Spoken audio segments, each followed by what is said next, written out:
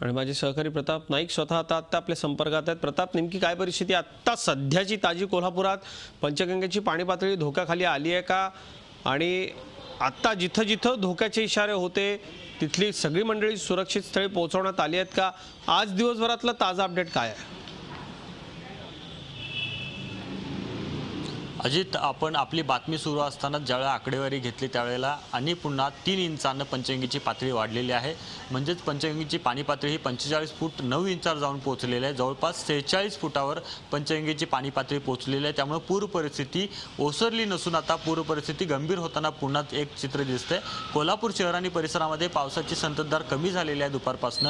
मात्र पश्चिम भागामध्ये पावसाचा जोर कायम असल्यानं नद्यांच्या पाणी पातळीत काही कमी झालेली नाही आणि त्याच्यामुळे पूर परिस्थितीला गंभीर तोंड द्यावं लागते अशा प्रकारची स्थिती सध्या कोल्हापूर जिल्ह्यात आपल्याला पाहायला मिळते। एकूणच आपण बघतो की जिल्हा प्रशासनाने एनडीआरएफच्या टीमला बोलवलंय। जिल्हा आपत्ती व्यवस्थापनची टीम आहे, पण ही टीम आता अपुरी पडेल की काय अशा प्रकारची शक्यता निर्माण झालेली आहे। कारण आपण सकाळीच बघितलं की गगनबावडा मार्गावर अक्षरशः लोक कंबरेएवढ्या पाण्यातनं त्या ठिकाणी बाहेर निघत होते। जर त्याचा एखाद्या व्यक्तीचा पाय निसटला तर तो मुलगा तो व्यक्ती थेट पुरात वाहून जाईल अशा प्रकारची स्थिती होती।